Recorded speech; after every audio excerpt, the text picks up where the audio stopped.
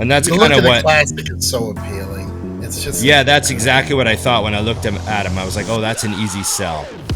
But I will say that I'm not surprised, looking at my pattern of gear use, that I've taken a little bit more of a gamble within the last 3 or 4 years, because I know that I'm coming to the end of the healthy years that I have to train.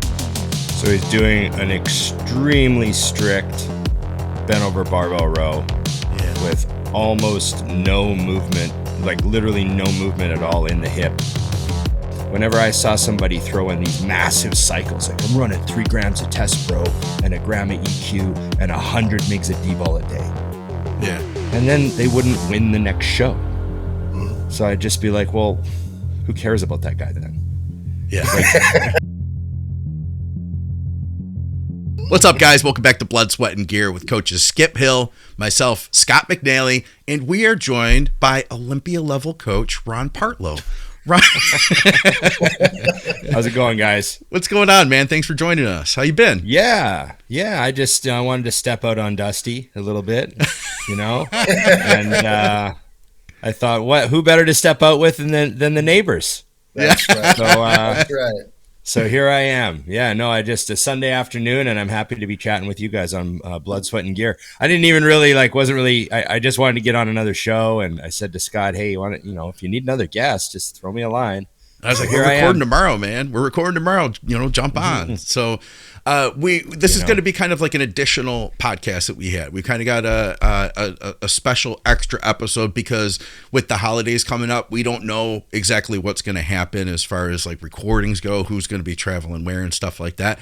So we're just kind of covering all our bases, making sure that we can still get content out for everybody.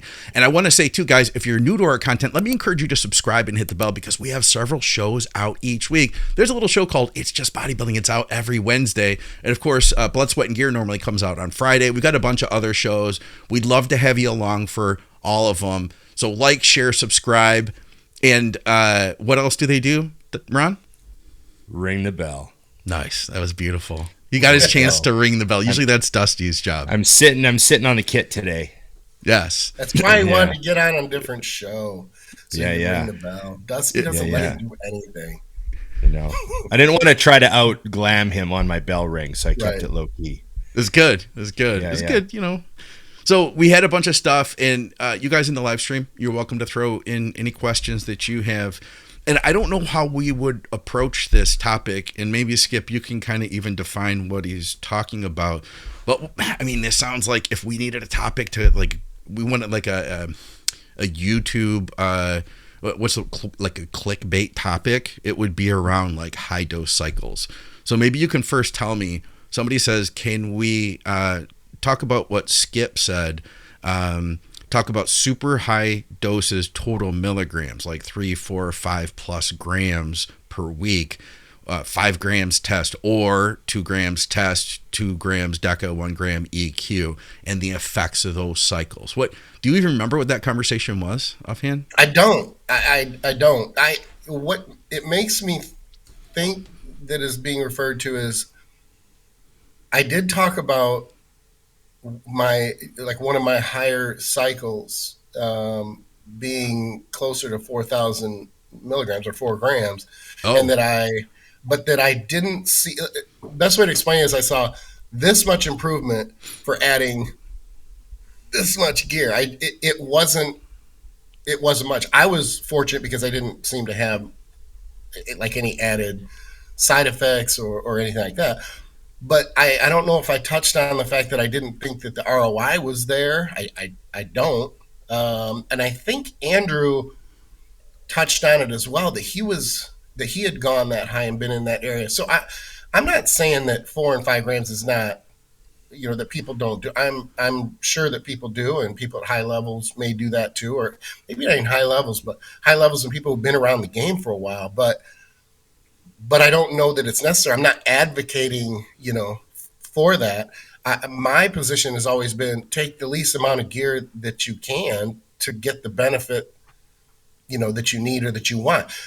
A big part of that, though, is, and I do this with my clients, and I do have some clients who will say, just tell me what to take. And they almost get kind of frustrated with me. Tell me what to take and how much to take. I trust you. I don't like that, because I think that gear use is a big part of gear use is just the personal responsibility and the personal decisions. I want to sleep well at night.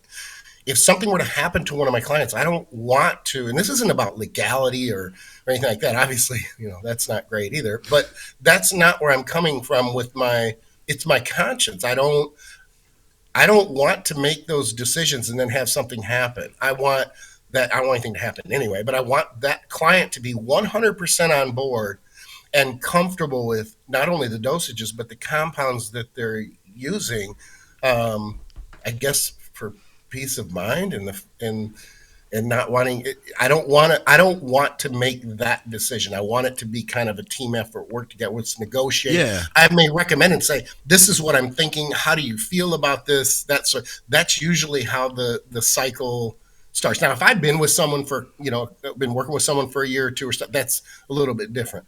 It's more predictable what we're going to do, and we might step it up a little bit. But then there's always that time or those times where you get into a cycle and you go, you know what, let's pull it back a little bit. Let's see. It's based on compounds sometimes, depending on how they're responding to something. If they're feeling a lot of fatigue, if they're feeling lethargic, there's just things there that can play into. There's a myriad of variables there. So I'm not advocating for those type of cycles, but at the same time, there are plenty of times where people can benefit from those cycles. And look, I learn like the rest of us do. We all do the same thing. Look, if you're not a trainer and you're not willing to experiment and do the things that you're recommending be done or that you're advising on, I won't advise on a GLP because I've never used one. So I'm like, you know what? This is a great time. I'm going to use it. I'm going to microdose it. I'm going to see what happens, because I don't want to give advice on, even though I consider a GLP relatively innocuous. I don't want to advise on that. I've taken pretty much every drug there is to take in almost every conceivable combination. And so I feel comfortable advising on things like that, but not something I have not used. Yeah. Yeah, Ron, you've been around for long time in competitive bodybuilding, and I'm sure you've seen people dosing super high doses over the years. And I'm not asking for names like who was it, but I mean, can you just talk a little bit about your experience over the years seeing guys? Because I know you hadn't been a guy who ran super high doses from what we've talked about. What's been your experience over the years seeing guys that have run doses like that? Because we know they're out there. Yeah, I just have like this reoccurring thing through the last 30 years where I'd meet guys and they'd tell me what they were taking, and it was like a lot, whatever that means at the time from my perspective. Like my perspective had obviously moved over the years as to what a lot is, but I would meet someone and what they were taking would be a lot, and I would think, you're not that good. Like over and over and over again, the guys that I ran into most of the time that were taking the most gear, I'm like, you're not an awesome bodybuilder. Yeah. There might be a reason for that though.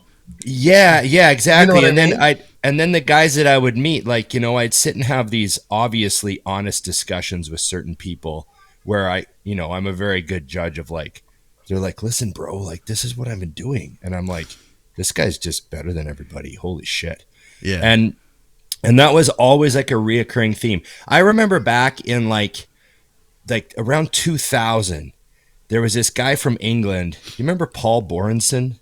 Remember that name? Oh, yeah. He was kind of like an apprentice of Dan Duchesne. He did stuff with Dan. He did that. I think he had something to do with nuclear or chemical warfare at the time, that company that was trying to start up in England. And and he was like I remember these articles coming out about these massive front-loading cycles. Yeah. Where you would do this massive front load, and then you would go to short-acting stuff for like the last 6 weeks, so the big huge long acting front load would taper out, and you'd like, you know what I mean, like this these sort of huge, like I'm talking like big time, the first 3 weeks you're just loading. And I just remember all these people were like, oh, I'll give this a try, but like I didn't really see anybody get awesome around me. Mm-hmm. Like I knew guys that were doing it, and I didn't really see anything. Like it didn't translate to actual bodybuilding. Like maybe they got real strong, maybe they gained a bunch of weight, but then the next time the show'd come around, like they weren't beating like, you know what I mean? Like, because I was a bodybuilder. I'm like, well, does this translate to stage? Like I'm competing. Like, does this translate to stage? That was how I saw everything. And then, you know, I remember I went through that era in like the mid 2000s or early 2000s with the message boards and stuff where, you know, like I remember Mike Morris. Remember the bodybuilder Mike Morris? He won like the USA's. He was a pro for a while, but he was a great guy, popular on the boards and everything. And then he fried his kidneys. Okay. Right. And he did these interviews with Muscular Development. And I just remember he was saying like how much he was taking. And it was like, holy shit. Like it was lots of stuff. And I just remember I always met guys that ran massive doses, and like it seemed like there was always like a problem, you know? And I don't know. My spidey senses just went off all the time whenever guys would talk about really big numbers like that. Because I just thought, well, if it's not sustainable, then does it work? Like, does something work if it's not sustainable? You know what I mean? Because like the diet that works is the one you can stick to, and the training program that works is the one you can recover from, and the cycle that works is the one that doesn't make you sick. Yeah, exactly. Yeah. Right. So like I was like sustainability was a big thing because I always saw bodybuilding as a long-term project, you know, like, and I always sort of thought like, well, I have a show next year, so I need to like do a blast and then come off, and then I got to prep, and through that whole period of time, I have to remain somewhat healthy because I need to perform and, you know, all that stuff. So just seeing it all as one big, you know, one big thing of all these systems working together. Whenever I saw somebody throw in these massive cycles, like I'm running 3 grams of test bro and 1 gram of EQ and 100 mgs of D-ball a day. Yeah. And then they wouldn't win the next show. Mm-hmm. So I'd just be like, well, who cares about that guy then? Yeah. Like you know, because you know what I mean? And I saw a lot of these guys. Like I was at the Canadian Nationals. I did 13 Canadian Nationals. I know I should have fucking probably learned my lesson earlier on than that.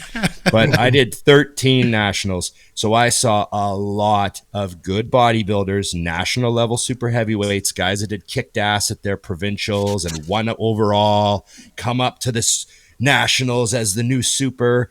And I saw a lot of those guys come and go. Yeah. And sometimes I knew they were kamikazes, and I'd hear these stories about them, or they'd tell me stuff themselves. And maybe, you know, I don't know, maybe some of them did get their pro card, but then disappeared. And where'd they go? You know, like they vanished because like it wasn't sustainable. And so there's all this sort of stuff. And that's just my perspective on the really high doses. I just never saw a payoff for really anybody. Yeah. I can't disagree with that. You think about the people. First, I want to say this. I think that the vast majority of steroid abuse comes from people who aren't going to are likely not going to threaten at the national level. I think it's predominantly state regional, and they're fighting, and they're arguably making up for, or trying to make up for, mediocre genetics.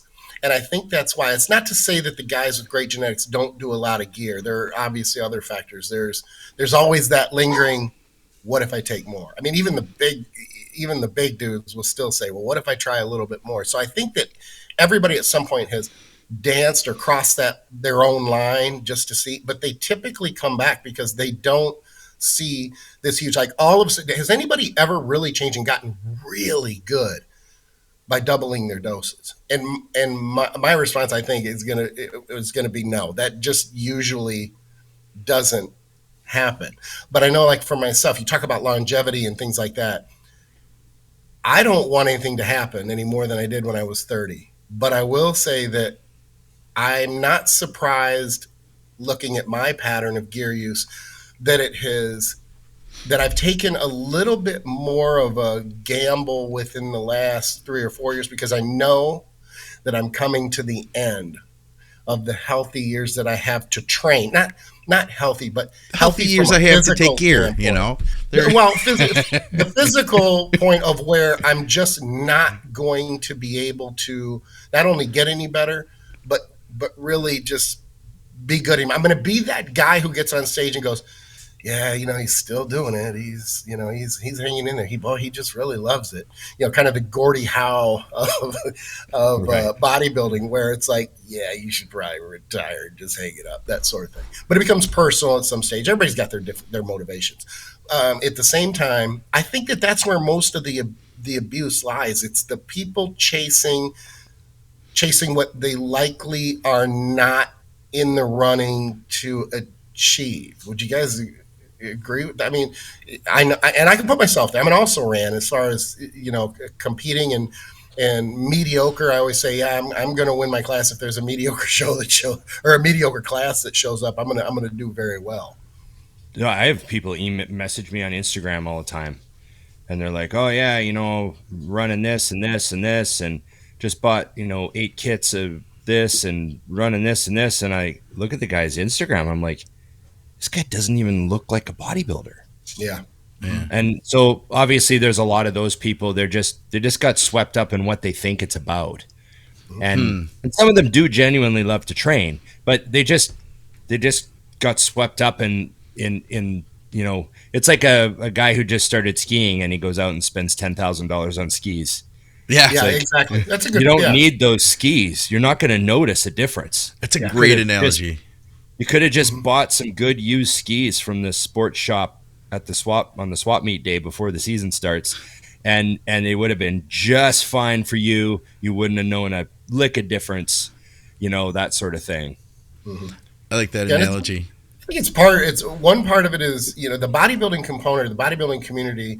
To be a bro, you know, you got to train hard and you got to be like, you know, hardcore. And I think another component of that is not only being able to talk in your community with your bros about the training, but the gear you're taking. I mean, how many times have you had someone who looks like they don't work out and their first question when they approach you is something about gear? They use it as almost kind of a bonding, you know, oh yeah, I know what's going on. You know, I want to start up a conversation, so I'm going to ask you about this or that versus, you know, training or diet or anything else. So I don't know. It's kind of, and you were asking about dosages, Scott. You know, there are some things where even if I go onto a higher dose, there are still like total dosage. There are still things where I've never been over 1,000 milligrams of EQ. I see that and I go, I don't know about that. Or Tren. I don't think I've ever. Seems like a lot of EQ. Exactly. And I think to myself things like Tren. I don't. If I have been to 4 mil a week, it's been once, maybe twice. I mean, I started in competing in Colorado. I had competed prior, but when I was 32 in 2002, and I have not increased my tren acetate dose pre-contest since 2002. That's 22 years. So there are things that I still think that with the higher dosages, and some people will see this and they'll be like, oh, you're kidding yourself. You're trying to justify. There's still things or lines that I have that I won't cross. I'll go total milligrams, but there's certain compounds too that I won't go. If I'm going to go bigger dose, there are things that I will add in like a Primo or things that I feel are more softer. Innocuous isn't a very good word, but soft. We'll go softer compounds versus like crossing that 1,000 milligram, you know, milestone for EQ or, you know, running absurd amounts. There are teenagers who have taken more tren than I have. So I can kind of fall back on that and say there are still parameters there and there's still things that I don't want to do and that I won't allow myself to do. But when I go up on those dosages, I'm pretty calculated with the compounds that I'm going up with. And then I look back and I have not seen, like I said, the return on the investment is not very good. Even with the amount of money that I have spent on Serostim. You know, I've had people throw it at me, you know, I mean, well, you don't look like you should probably be taking that. What a waste of money. Well, number one, it's not your money. Number two, I've got the money. A lot of people will come down on you with when their comments are motivated by resentment. So there's that. I'm willing to pay that money because it's later in these years, and I want to see, hey, what's the difference? And the difference was, and there, to me, there was a difference. Is it going to be seen? Is it going to be, is it quantified and go, oh yeah, I put on this amount. I've been training for 40 years. I mean, I really feel like at this point that if I get on stage and I look incredible for 54 or 55, I'm good with that. And we're all motivated by those things. So I won't beat anybody up for saying, or for taking more gear. I would just tell them to assess whether the increases in the amount of gear that they're taking is, if it has the ROI, and to factor in the consequences and know that they're there. If you're okay with those consequences, like you are 100%, like you understand, because if something happens to you, you can't go, oh, I regret that. I didn't want that. That would be horrible. All right. I take those risks. I want to jump in because we have a bunch more stuff, but it was something that came up, so I'm glad we could talk about it. We had a training critique that one of our listeners sent over to us. Also, you know what else I want to do, Skip? Last episode, remember you and I went at it talking about calf training. You told us what you'd done for calves. Mm-hmm. I talked about what I had heard other people do. And Ron, our main conclusion was that, everybody kind of has their own approach to growing calves. And although everybody kind of has their own different ideas, people who have had success, there's overlapping factors. You know what I mean? Like you start seeing common threads, and that goes, I think, along with everything in bodybuilding. So while we've got you, man, I want to ask you, what would you say is the best bet for growing calves? What's the advice you would give people? Well, I did have okay calves at one point that were built from scratch because I didn't have calves to begin with. And when my calves were at their biggest, it was the result of training them the most frequently. And I guess total volume was seen as like a weekly thing. I wasn't like doing 10 sets 4 times a week or something like that, but I was training them hard 3 times a week when they were at their biggest. And also I went through a phase where I just decided that seated calf raises weren't needed because they didn't stretch the gastroc like a straight leg movement. So I just stopped doing them completely because, they do tend to hit the soleus more. And my soleus was never the problem. And it was the gastroc I needed more of. And the straighter leg movements stretch the gastroc more under load. And that was, my brain just went, well, logically, it's just do away with wasting time on seated calf raises. And I just kind of stopped doing them at some point for the most part. I mean, I probably threw them into pump sets and stuff. Yeah. And then, I always believed in like, they say the soleus is made of like a lot of slow twitch fibers. So there's less growth potential there. And the gastroc is where the high twitch fibers mostly are, generally speaking, when they do those muscle biopsies. So you want to put the most effort and time to be efficient into training the gastroc, which is a straighter leg movements. And you're still hitting the soleus anyways. It's not like it's not working. It's still getting completely loaded. So just be efficient with your time, do mostly straight leg movements and hit them more often. My calves grew when I stopped thinking about all the rules about how I was supposed to train muscle groups. Nice. Like, because I was a very Dorian mindset, like, this many sets, this many times a week and all that. And then when I just treated calves completely differently, I finally got some calves. Yeah. It's kind of funny. And, stretch loading, a lot of pain. I don't know. How much can you tolerate, basically? Yeah. All right. What do you guys think of this? This is Dakota from the group. Let's see if I can get rid of this music or not. Oh, looks like I can't. That's fine.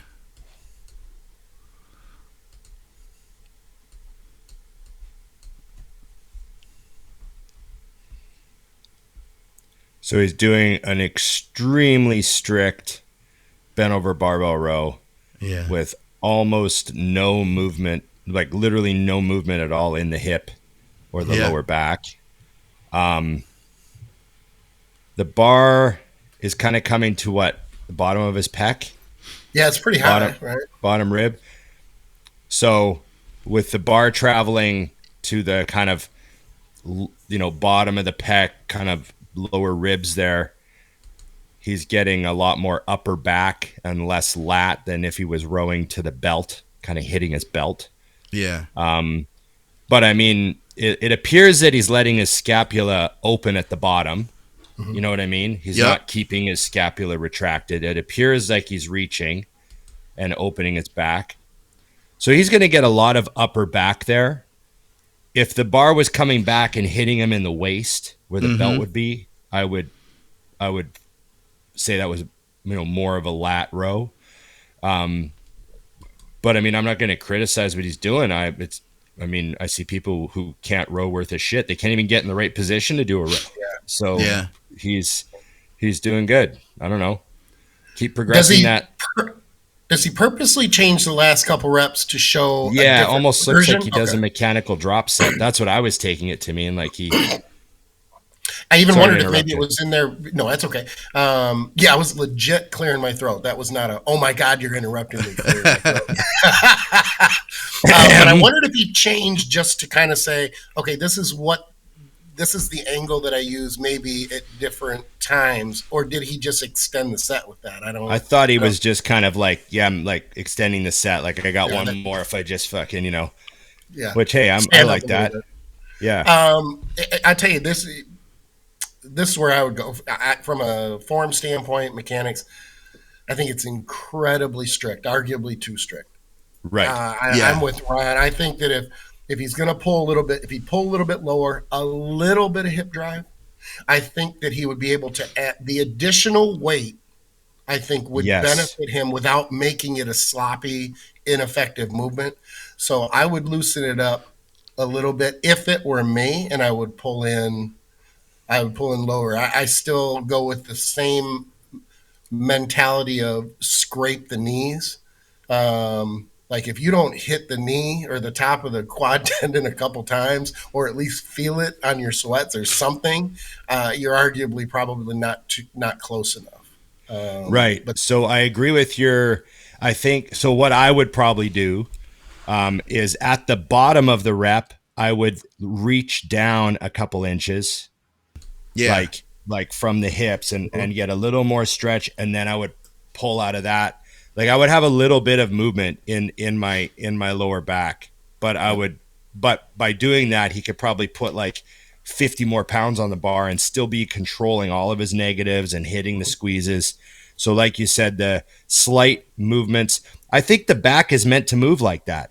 Like I do too. Like I think that a lot of people would there's certain machines are on like chest supported rows and stuff where like the whole idea is to not move the body a lot. But then if you look at like an Olympic rower in his boat, I mean, that's the seated cable row movement, right? Yeah. And that's like the lats are a fan shaped muscle. So that's how the scaps move. Like they move up and out and then they come back and down. So that arc is very natural. And I think certain movements, you should like kind of take advantage of it to a degree to open the back more and then close the back more. You know what I mean? Yeah. So I think that it's good to have certain movements where you have that in there. Like one-arm dumbbell rows, I reach for the floor and then I come up and pull to the hip, I don't just stay completely static like, boom, boom. And two, if you're pulling, like you guys are saying, pulling really low, the closer, this is what I found too with my low back, that further that bar is away from me, the more tension that is on my lower back, the less weight I would be able to handle. Yeah. And for me, I always wanted to try to get as much lat as possible, and I tried to pull low. But like you said, he might be trying to shoot for more of like mid upper back with the elbows more purposely out, Yeah. Yeah. Also, I vividly remember doing barbell rows and having the bar move away from me during a rep, and that's when my lower back went. Oh, yeah. And I hurt myself. you know, keeping the bar directly under me, real close to my shins, like just scraping my sweatpants over my kneecap, like Skip was saying. That's where I always felt safe and strong and powerful. And if I ever had a rep that went out over my toes, sometimes that's when something would go like that. And I got 3 weeks of, you know, laying on ice packs and taking Advil. And back when we used to use ice packs and NSAIDs, right? We're not supposed to use them anymore. Right. If I wore good sweats, I learned my lesson real quick, because you just drag that knurling over your you get thighs, a good knurled bar. Yeah. And you just freaking tear them up. Yeah. I think T-bars and barbell rows to me are more of an explosive movement. If I want to slow down a movement, I'll go with a long pulley row. I'm not explosive on long pulley rows. It's a preference. But if I'm going to stretch and squeeze, it's going to be on a long pulley row, or like you said, a machine. But on something like a T-bar or a barbell row, I'm going to be a little bit more explosive. I'm going to add one thing that you guys might disagree with based on what you said, which is good, because it's always better for us not to be on the same page and pat each other in the back and tell each other how smart we are. But I think that I'm here. The current angle, the modern angle of a T-bar versus, say, like Arnold's 1970s version where he's standing on a bench and his back is more parallel with the floor, I think our modern version is better, because this movement is more of an upper back movement anyway. It's rhomboids, it's middle traps, it versus, I'm doing this for lat development. So my argument is this: I think with the modern angle, I don't think there's very much lat involvement anyway. I know that it's still working, but I'm saying there isn't a lot there, because the scapula aren't being pulled down at any point. It's there. But I'd almost put it in the category as more, and I don't want to get eaten up by this, but almost more, I see it more as maybe not a stabilizer, but not as much of a prime mover as the middle back because of that angle.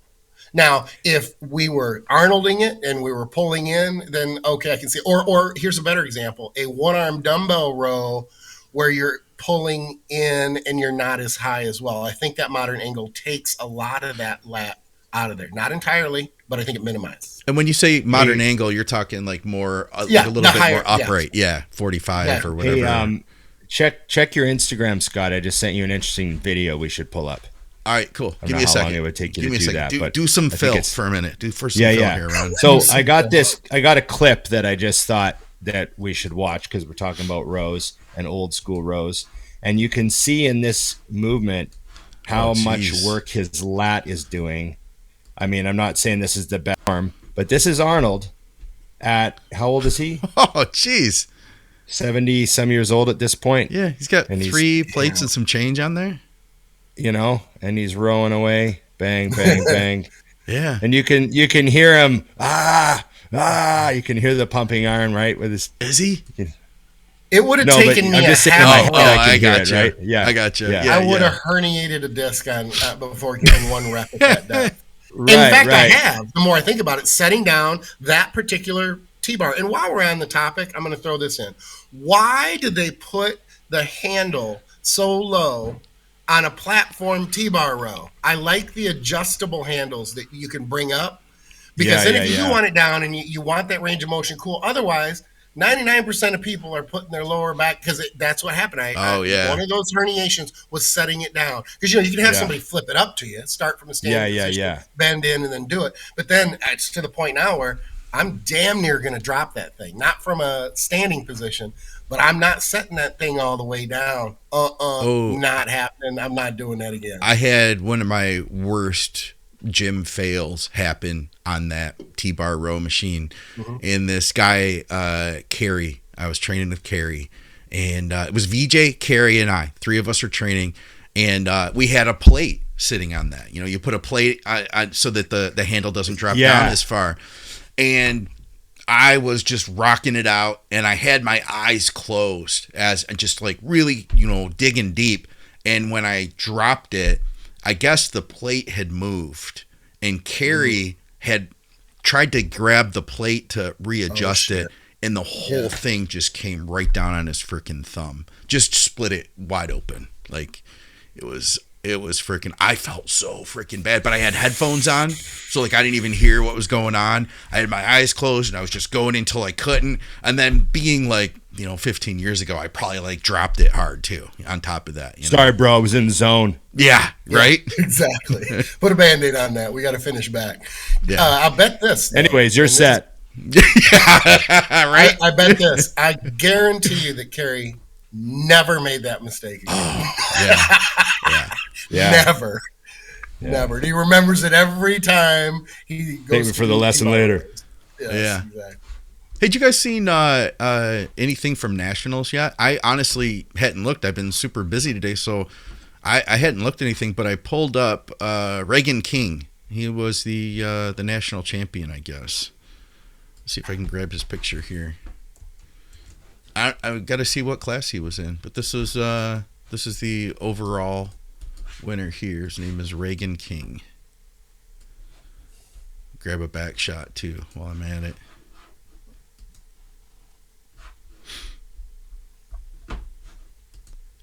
Looks like he's got some lats on him. Oh yeah, look at these lats. I don't think he's hitting his glutes as hard as he had in his rear double bicep. Yeah, it's a great physique. I haven't followed much. I did pay attention to Austin because I just wanted him to do so well. I genuinely like the guy. Yeah, I'm pulling for him. He's made some great improvements too. He has, and you know what I'm impressed with more than anything is he's just a grinder. Now, if behind the scenes he's like, oh man, fuck, but he conveys, and I think he's a sincere guy. He conveys that he seems to take it in stride, and he's made such great improvements. He gets into great condition, and he still knows this is the journey. He seems to be enjoying the journey and the challenges versus what most people do, and that's they're either devastated or they're irritated or they're pissed and they see it as a giant failure, that sort of thing. And I understand that a part of that is a champion's mindset where you're never good enough, and he seems to be taking a lot of this in the journey in stride, I guess is the best way to say it. And I like to see that. I think it's good. Yeah. I'm trying to figure out what class he was in. I think he was a heavyweight. This guy looks like Reagan, I think he's a super. I'm looking at the pictures right now. Oh, okay. Okay. Just because it looks like when they're standing in line for the announcement, he's not on the end. Oh, okay. But that who knows what that means? It would have just done a pose down, right? So who knows where they were standing. I'm just I think he was a super. Here's a shot, nice shot, side shot of Austin. I always like Austin was a light heavy. I've always liked his legs. He's had legs, like good legs, since he was a middleweight. I remember seeing him with really good legs and still working on trying to get the upper body together. But I love that hamstring drop on him, for light heavy there especially. Yeah, his ham drop is always good. Oh, and I'm not gonna. Yeah, I'm not gonna critique the guy. Be honest with you, I'm just not going to. Oh yeah, that's no, not. he That's looks not good. to say you guys can't. I didn't Who's mean that? it like that. I'm saying I'm not. I think he knows what he has to do. He has a. He's Who? not Austin. I didn't think we were going to critique him. Oh, my bad. I just with the picture. Just up and everything celebrating else, his picture. And I agree with you. The ham drop and everything else. I think he's going to continue to improve. He's going to continue to grind, and he's going to be even better next year. I mean, he's just going to chip away at it. So check out this most muscular he had too. This guy looks good. He's a blue collar bodybuilder on Instagram. The Reagan guy that won. I forgot. I didn't realize that's who. Okay. Had won because I've already seen his page a bunch of times. So okay. Yeah, good work. Yeah. He looked good. Super heavy then, right? I think so. I mean, he looks like a big guy standing next to other people. Yeah, he looks kind of tall. I thought the same thing too. Yeah. Super heavy. And then this is the guy. Here he is. He's 250 like a month ago or something. I can't remember what day this is, but yeah. So okay. Here's the guy who took. We'll go with super. Yeah, I'm looking at the NPC news pages right now. Second place guy had some good conditioning. I'd like to see him close those arms down a little bit. I think that's as tight as they went. See his biceps a little bit better, but he looks freaking peeled. Great, great shape there. It's good to see conditioning on the guys. Yeah. Yeah, especially at that level. Ron, you did North Americans before multiple times, I did right? Four times. Yeah. I loved that show. That was a good show, and it's cool because you get to Yeah. see the Canadians coming down for that one.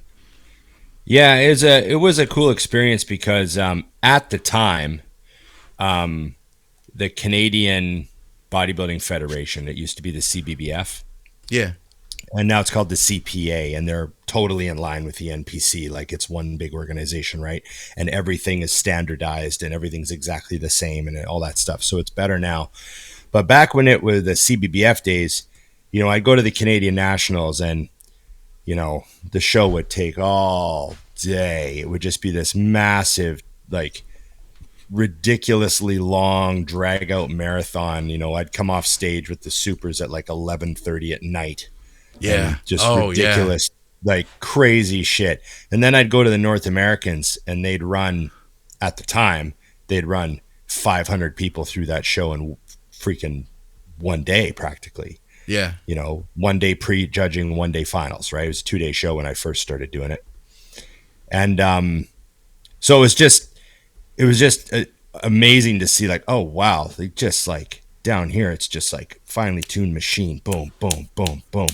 And so that was like a real eye opener just to see how things were done at that level.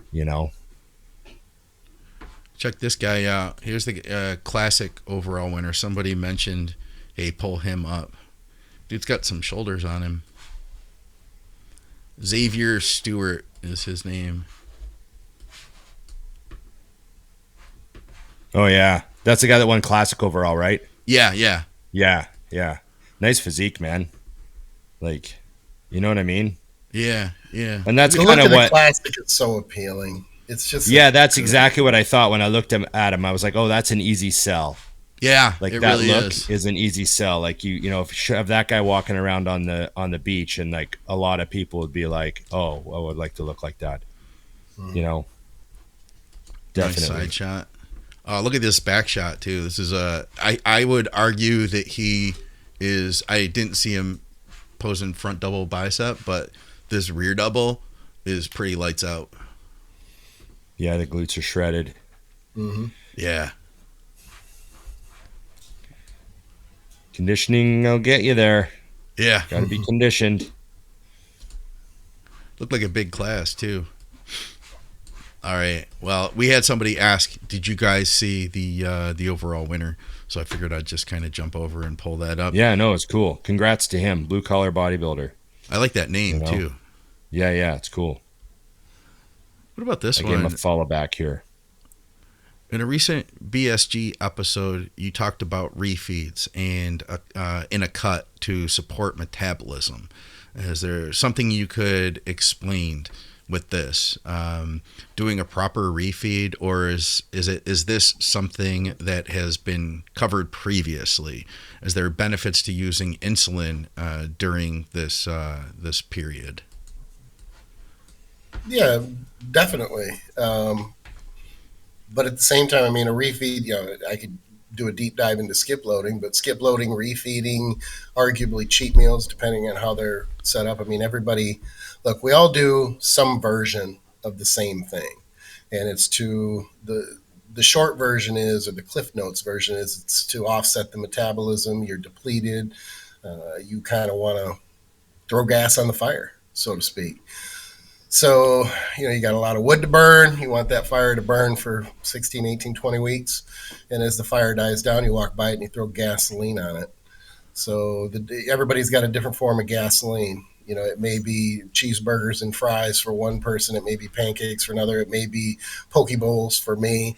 Or it could just be more rice to your rice and chicken meals. It just depends on how you respond and the approach that that particular person uses, but it's all in the end essentially doing the same thing. And I think too that the turn back maybe 20 years ago, I can't pinpoint it, but 20 or so years ago, early 2000s, where we kind of changed gears in the industry to using these refeeds or skip loading or cheat meals more benefits so much more than the old antiquated version of just literally just dieting yourself. Remember, the preps back then used to be, 10, 12 weeks anyway. So you would essentially crash diet, at least relative to how we approach it now. And I just think it adds to it adds to fullness. It adds to the conditioning, aspect of it. I know some would argue, well, the conditioning was better in the 90s. I would say only in the pros. You go to amateur, shows, and that just was not the case.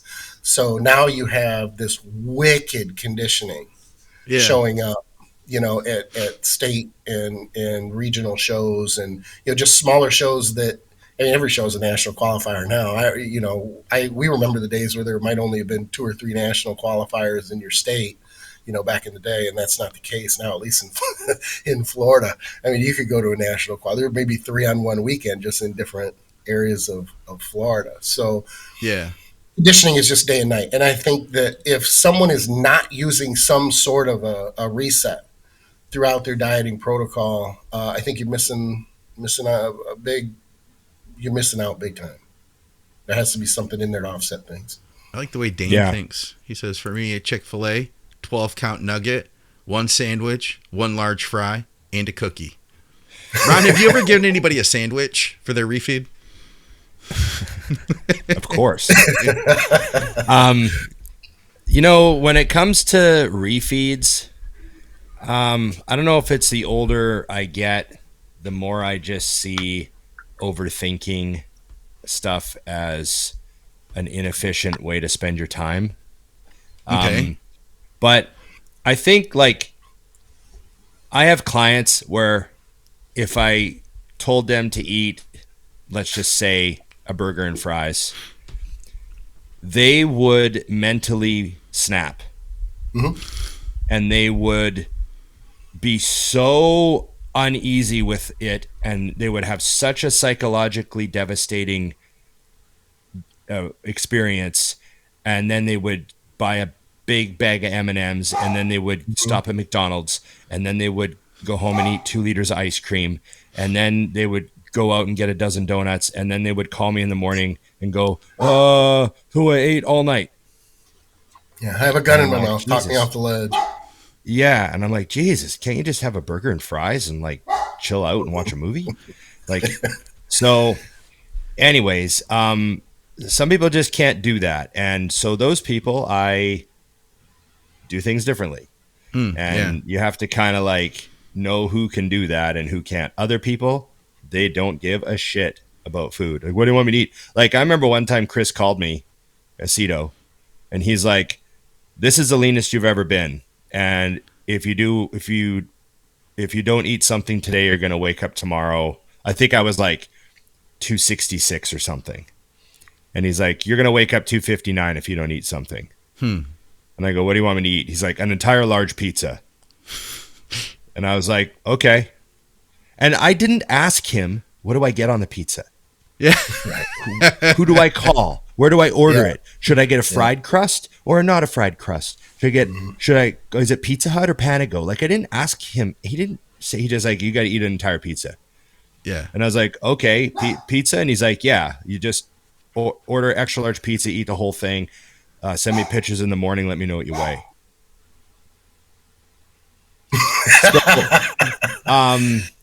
I did it, and I sent him pictures in the morning, and I remember I was up 3 pounds.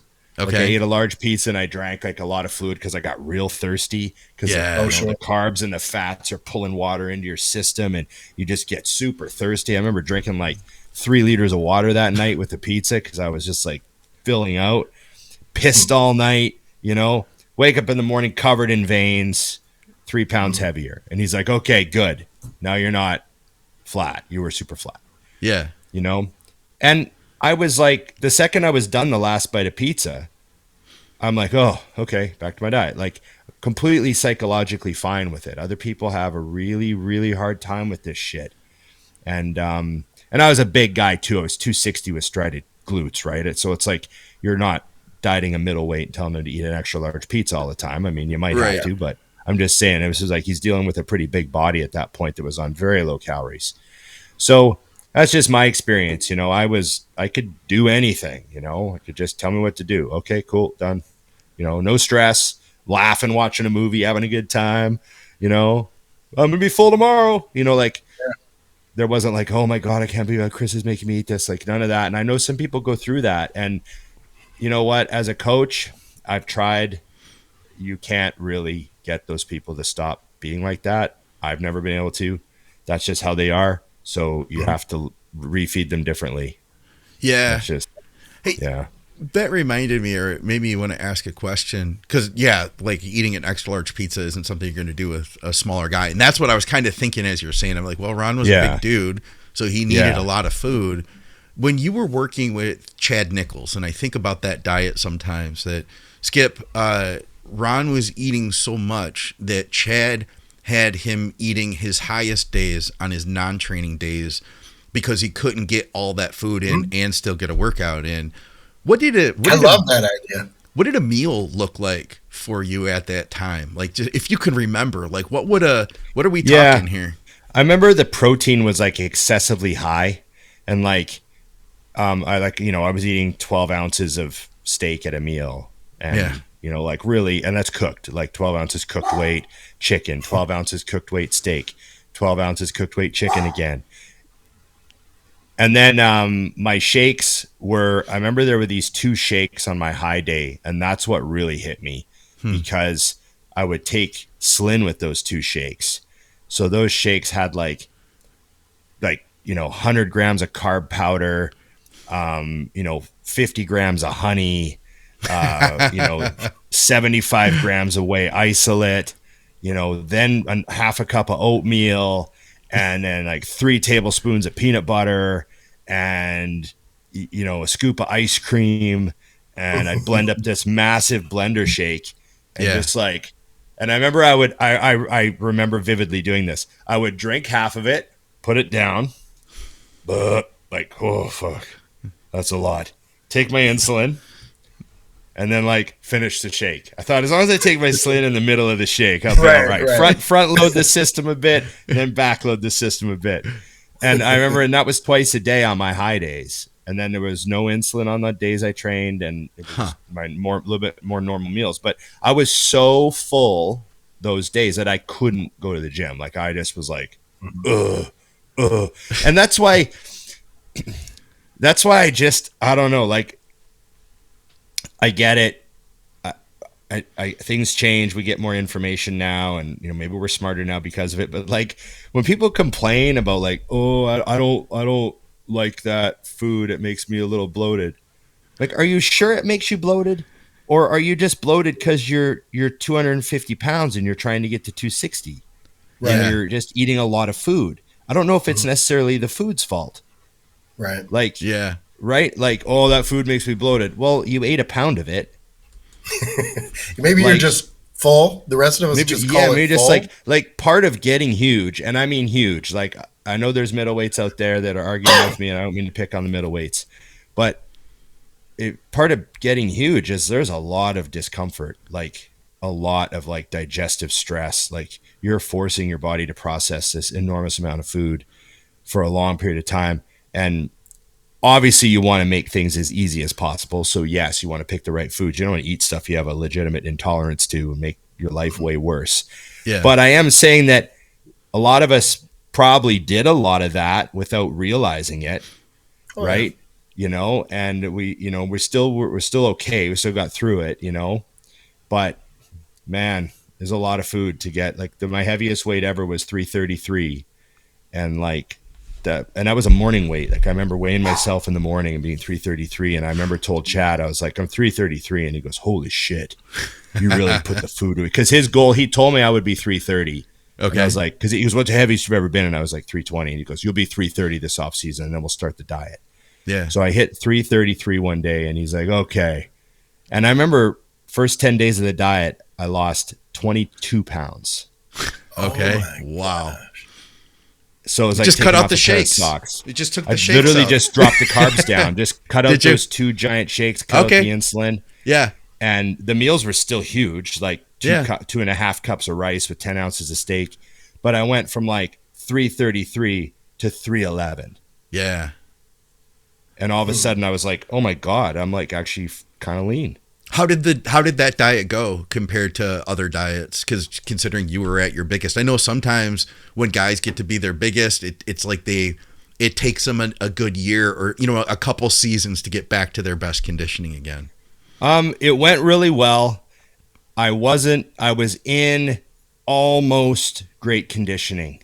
Okay. But that's because I actually was in fantastic conditioning until we carb loaded. And working with Chad that year, I did a traditional carb load, which I didn't really do. Okay. Up like my few years before that, I was doing something kind of different. I was doing a little bit more of a shorter term, sort of almost. I was working with Scott Abel for a few years, so it was almost kind of like what Skip does. Loading. I was doing a bit of junk loading. Like he would send me out for steak and fries, and I would take a diuretic and go to bed and wake up hard as nails. Yeah. And working with Chad, he's like, no, we got to load you up. So I was eating a lot of carbs and I was like really bloated and I was having a hard time with the food. And I wound up looking really good, but it wasn't quite my best. But yeah, I got lean. I mean, I was lean. I'm curious when you like, say a couple weeks in, when you drop that 20 pounds, I'm going to assume, and correct me if I'm wrong, but I'm assuming that insulin sensitivity probably got a lot better. Did you find all of a sudden that as you dropped that big amount of weight that within a couple of weeks you were like, God, I'm strong. Like I'm even stronger. I thought you were going to say hungry. Oh, strong. And you may not be able to recall that. I don't know. No, I remember I was at my very strongest when I was that year I worked with Chad.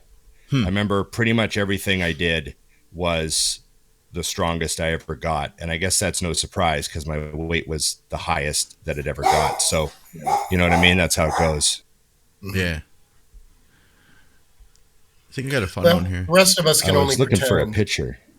To be, because I remember pushing size. I never got obviously anywhere near your level there. And I remember what I hated the most wasn't even as much the eating. It was the shitting, the constant shitting and farting. And the heavy breathing. I would try to get my wife to tie my shoes for me because I just didn't want to bend. And anywhere I went, I was just constantly farting. And, you know, you take 3 shits in 2 hours. And it was just like, oh my God, I hate every minute of this, but I'm going to keep doing it. I just sent you a picture, Scott, of the year I worked with Chad. All right. We got to check this out. So I say my condition wasn't its best, but that's just because my glutes weren't as ripped as I wanted them. But, I mean, you'll see from the photo, I was like just under 270 here on stage. I have like 80 windows opened up here. Literally, there's so many windows. If I can only grab this text. There we go. You know, they say proof is in the pudding, right? I don't. Oh, wait, where'd you send it at? Instagram. Oh, okay, yeah. Give me Sorry, buddy. I unburied my text messages. I don't want to be one of those guys that's like, yeah, it looked really good. And then you're like, where's the picture, bro? Yeah.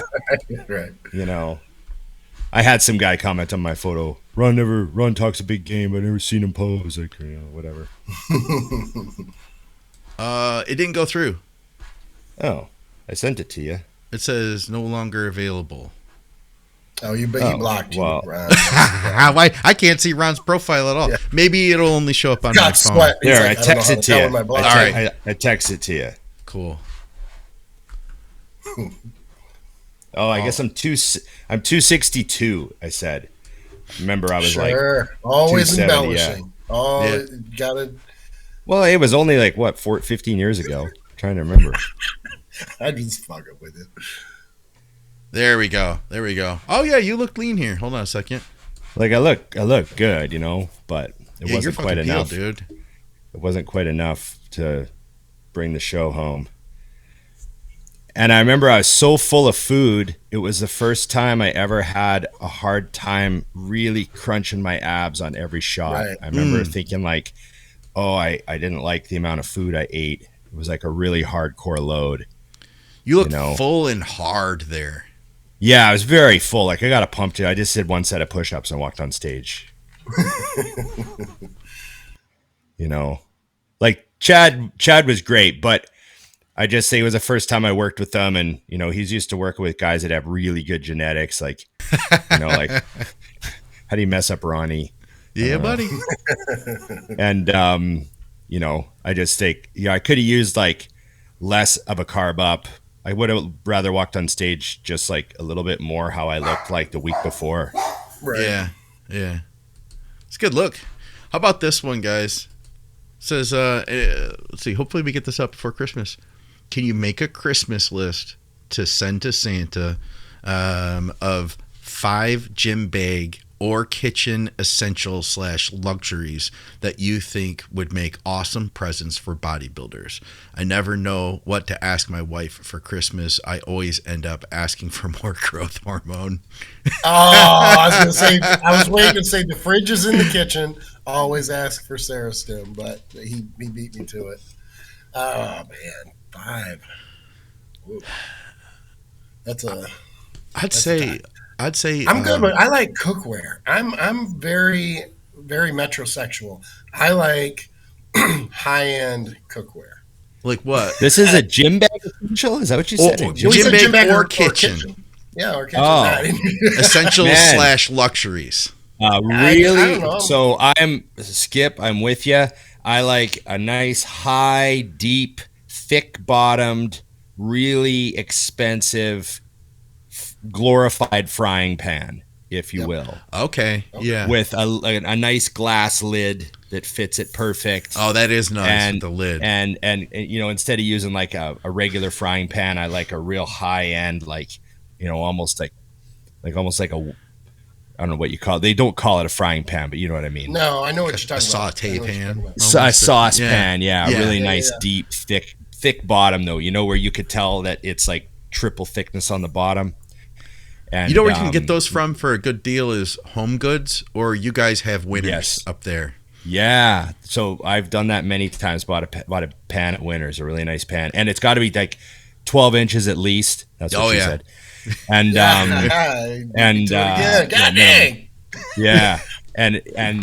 like mine is so huge it's like the only thing that fits on the 4-burner stove. It's like nothing room or everything else. It's my giant, beautiful, expensive pan. Yeah. I'm a fan of glass bowls. I like glass Tupperware with lids. Yep. Yeah. I love not Pyrex. What? Maybe they are, but real thick, heavy. And the reason is because they're just so universal. I can make big poke bowls in them and not have a problem mixing it up because nothing falls. I can't stand when I go to put something in and there's so much of that I have to be careful because it's going to fall out. Yeah. And then you lose 4 grains of rice and I throw a temper tantrum like. I don't know. Someone ran over my cat. I can't deal with things like that. Maybe it's my OCD. It's like those trays for toddlers where the food has to be separated or they freak out. I don't know. Maybe I'm on the spectrum. I have no idea. But and they're not very expensive. So things like that and they're obviously they reheat and they don't have any of the issues. You don't have to wonder if you're going to die from the things coming out of the plastic and that sort of thing. And they're very, very durable as long as you don't drop. What else? We did recently? We're just those people. We live simply. Like we're simple. Like we just keep it simple, right? And one day I just opened the silverware drawer, and I was like, "How did we get 20 different kinds of forks and like all these little spoons that don't match and nothing sits nice in the tray, everything's like staggered on top of, nothing's the same. And I got like my 3 favorite forks. So I'm always kind of looking through the forks for my 3 favorite forks.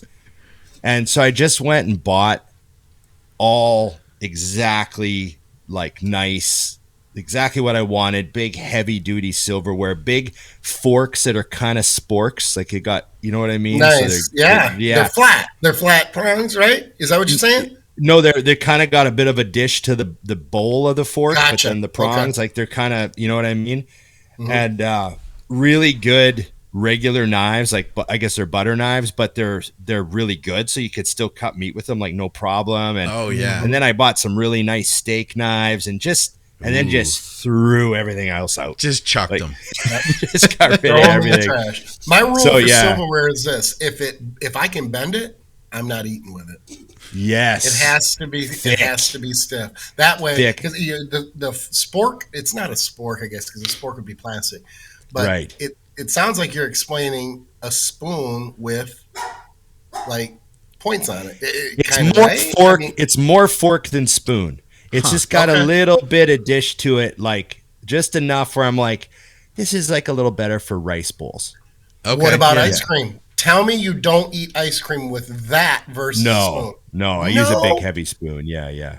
Oh, I'm a fork. I can't. I won't eat. I probably wouldn't eat ice cream with a spoon. That's just way too much work. A fork cuts into it, and you can pull the ice cream out. Yeah, that's assuming you don't like to let it kind of melt, though. No. Can't do soft ice. Like what's that? Stone cold? Go. No, I could be post show, and that's the only thing open, and I'll be like, I'll wait till the morning. Cold Stone, right? It's got to be hard. It's got to be like Ben and Jerry's, like where you can barely get it out of the So you pull one of those out of the freezer and you rip the top off fresh, and it's a little too hard. That's where the fork comes in. I get you. That makes sense. I get you. Yeah, that makes sense. Done that many times. Yeah, Ron's got. I used to have a rule where you have to. If I opened a Ben and Jerry's, I'd throw the lid away because you got to be able to commit. If you can't eat, really. If you can't eat a container of Ben and Jerry's, you're an amateur. Just don't even bother opening it. That is I want it to last. Serving. No, I want it to last. I'll eat like half of it, and then the other half is like one bite at a time for the next 5 days. Is the way they. I love how Tanya Miller here comments. I don't know who she's talking to, but I have a feeling it's me. That is literally a symptom of the spectrum. I would say either. Should I start to? I have a question for you guys. Should I start to worry? My generation went through our whole lives just thinking, "Oh, that guy's pretty cool. He's really into cars," or "Oh, that guy's really into model trains. That's cool," or "Oh, that guy's really into guitars." And now everyone is like, "Oh, that guy's a little autistic." Yeah, that guy's a little. And I've seen a bunch of people comment on our posts, on our videos, like, "Oh, you're talking about music today. Ron's autism is really showing." Yeah. Like I've seen a bunch of people. Should I start worrying? Do I get into guns? Diagnosed? Get into guns. It's a whole other thing, Ron. They'd be like, "Oh, look out! The guy with the guns." Right. You know what I mean? To really worry. Yeah. I think that's less a symptom of what you're doing or saying, and far more indicative of how judgmental we are as a society. We will pick anyone apart for anything. I'm getting there though with the guns, because now I'm like, well, it's an AK, but this is a Bulgarian AK, and you see how this is a little bit different. It's at a 45. It's at a 90-degree angle instead of a 45. That's the difference. Oh, 45. It's at a 45. A 45. She said she's talking about Skip liking his food separated. Oh yeah, I don't need it separated, but I was making the comparison to a toddler. Yeah, I'm sure that I have things that would fall right in line. It's OCD in a sense, right? Right. And you have those very particular things that you need to be, just right. I know my wife, like, God love her, but I have one of those things where I know where everything of mine is. Don't move it. If you clean, okay, I appreciate you clean, but just pick it up, clean, put it back, because it could be 3 feet from where it was. I can't find it. I don't know where it is. I am now anxious. And the first thing out of my mouth is, and I soliloquize. I will literally say this out loud because I do that in my older age. And I'm like, I just put that fucking thing here. I know she moved it. And I can't see it 3 feet away, 4 feet away. Maybe it's on the other side of the kitchen. Drives me nuts. Maybe that's just a marriage thing and less of OCD. Emily is often amazed because she'll be like, "Hey, I want to change the end of the massage gun." And it hasn't been changed for didn't it come with other ends 3 years ago? Right? I'm like, "Oh yeah, they're in a little box behind my shoes in the back of the bottom drawer." Yeah. And she'll be like, "How did you remember they were there?" And I was like, "I don't know. I put them there." Yeah. Yeah. Of course I remember where they were. She's like, "Jesus." You know, meanwhile, she's like, where did I put my headphones? I just used them. Right. Where did I put my headphones? Right. Yeah. So I know, Ron, you've got the Ninja Creamy. I feel like that's probably like at the top of the modern list for bodybuilders right now. Everybody I know who's gotten one is like, oh no, man, just let's leave that meal 6 a protein shake, because I like to make this thing with my protein and the Ninja Creamy, and I sit on the couch and I eat it with a spoon. It's so good, you know. Yep. So we were using the Ninja Creamy for a while. Okay. And it was good. And then I Okay. like just got bored of it and stopped using it. No, okay. I don't make dessert stuff. I was just making like high protein, no carb, no fat. Like I'm using almond milk and whey and a little bit of maybe like put a little bit of like, you know, baking powder in there or something just to thicken it up or something, like a little bit of pudding mix or something. But I was making essentially like diet stuff. Yeah. So it was good, but it wasn't like amazing. Right? Yeah. And then I thought, you know, I didn't use it for a long time. And then I thought, you know, I'm going to make like one of these recipes. So I went and I bought like cream. Yes. And I bought some like, you know, I bought a cookie. I was like, okay, I'll break the cookie up and I'll put it in there and I'll blend it and I'll full octane. And I made like a full octane, like an ice cream one, right? Yeah. Froze it, forgot about it. Like 3 weeks went by. And I was like, oh, I'm going to eat this. And I started eating it. And I was just like, oh my God, these are so good. Like, so I get it. I get why people want to use it. And I guess dieting, you'd be pretty pleasant. Yeah. But you're making like the fat-free ones, and then you go make a full octane one. You ruined like, yourself, huh? Is that what you're saying? Ruined myself. Yeah, I ruined myself. Yeah. For me, it's too much effort. I just can't. I don't make anything for taste, as bad as that sounds. I just don't care. It's not going to be so much better that it's worth the time to me. And I work from home. It's not like I'm racing around prepping my meals to go to a real job. I still don't want anything to do with it. That's kind of where we are. Yeah. So if someone wants a Ninja Creamy for cheap, let me know. We're willing to sell it. It's really barely been used. But yeah, we really put more effort into cooking dinner together than we do, you know, eating Ninja Creamies. Yeah. Well, that gives us how many items now? Was that 3, 4? 4 items? We needed a list of, I thought he said 5. 5 GymBag. Let's give him a GymBag item, because we've already come up with all kitchen essentials luxuries so far.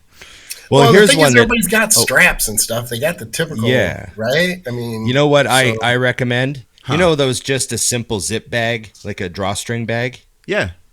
So get a small one, and I put my wet t-shirt in it. Oh, and zip it up, because then my sweaty wet t-shirt isn't pushing up against like my straps and the inside of my bag. That's a good idea. And all that stuff, because then you're just making your other stuff dirtier and sweatier and smellier. Yeah. And for God's sakes, people, wash your fucking straps once in a while.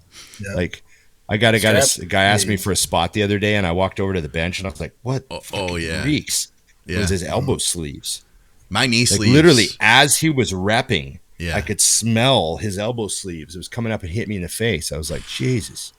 My knee sleeves would get to that level before I realized, like, oh shit, this is bad. Like neoprene knee sleeves, it'd be a bad story. Yeah. Think you smell like hockey equipment? Yeah. I got a stocking stuffer that I think is incredibly cheap, but it's an absolute necessity to have in your gym bag, and that is silicone spray. Okay. In case the gym hasn't done it. Yeah, and especially, and not everybody does them, but especially if you do something unilateral like a cable crossover. Because everybody does press downs on the double pulleys these days, they're going to use one side of the cable crossover for pulley put, and one is going to drag more than the other. And it's not the equipment as much as it is dust or dirt. Spray it with silicone, and take my word for it. Do not spray it with WD-40, or if the gym owner catches you, he's going to be pissed. Or even worse, you do what I do. You get I don't do this anymore. I'm being honest, but I have done it in the past, and this is why I went with silicone. I would get so irritated that they didn't clean it that I would take some of my water from my gym and pour a little bit to run down the pulley, and it would work for the time that I needed to. But then it would. Eventually, you're making it worse down the line because it's going to attract Ron owns a gym. You know that, right? And it's a simple, well, I didn't do it at his gym. But, but I'm sure you'd agree. It's a horrible you're like, oh man. But I also bet that you maintain your equipment and you probably keep them clean and keep them sprayed so that they're not going to be off. Yeah, and I try to use all the pulleys too. Like if I'm, I'll try to use these pulleys, and the next workout I use these pulleys, and I try to use there's only certain pieces I don't really use because they don't really work for me, but I try to use everything because then you really notice like little things, And sometimes I go to use it. You train in your gym. That's the difference too. If the owner of the gym trains in the gym, you're not likely to have things that are beat up. No, because we got 3 owners training in the gym. Okay. And all the staff train there. So like all the time people be like, there's something wrong with that one hammer MTS piece, like the one handle. And I'm like, I look over and I look, oh yeah, shit, it's like a little nut, tighten it up. Mm-hmm. So pieces get reported pretty quickly at our gym. Not much gets away with not getting fixed, There's the odd time where I go to use something. I'm like, why has no one mentioned this to me? This doesn't feel right, Yeah. I'm like, Jesus. I've been in gyms where it's like just months. They hang a sign on it and then forget about it, That's it. Yeah. I'm not, I am now in my older age, but in my younger age, I admit, I would be the guy that if you're not going to maintain the grip and one of them has come off, I'm going to pull out the X-Acto I've got in my bag. Cut the other one off. Cut the other one off. Because if you're not willing to replace it, at least I'm going to make it symmetrical. Yeah. And the other part that I have that I can't understand, and maybe as a gym owner you can explain this to me, how bad can someone who's using a hammer strength machine, how bad is it that they can pull against the natural mechanic of the machine to over time move that grip? Oh, the grip that gets slid out, the one that gets happen? How does that? I can never understand how one can, and it's not just one person. It's obviously a lot of people because those grips don't typically move. But to do that, you have to be pulling against the natural motion of that machine, or it just won't happen. And I try to cut them off. Those are a bitch to cut off. Yeah, I like we have a bunch of machines that still have the grips on them and they haven't moved or anything. But when I go to gyms and they've cut all the rubber off all the hammer, I'm like, I like this. Mm-hmm. Absolutely, I like this. I might just do this one day just for no reason. Just go cut perfectly good rubber off. You probably went to a gym that I had been to, and Skip was there the week before. Oh shit. Oh, man. Well, Ron, we appreciate you taking the time to hang out with us, man. Like I said, this was just kind of like an impromptu show. Last minute, we put it together, and we had some questions, so we figured we'd knock them out. But, yeah, man, this is fun getting to hang out with you off the regular scheduled programming. Yeah. Are we gonna start recording soon, or? Yeah. Okay. I appreciate it, guys. It was a good way to spend a bit of my Sunday afternoon, I don't get to talk to Skip very much. I thought you might have some interesting stuff to say. Messages. This is the only way I get to talk to him. Like, you got to have him on, so pay attention to me and listen to me.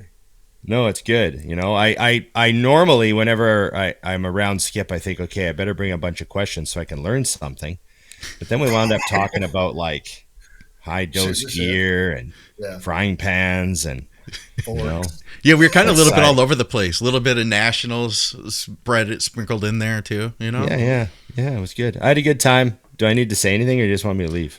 No, we can say this. I mean, everybody knows how to follow you. Is if people were interested in reaching out to you for coaching, what's the best way to get a hold of you? Instagram or what?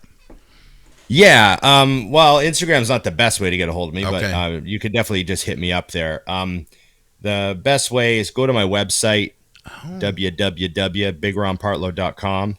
Okay. And you can just click the links on the website and email me.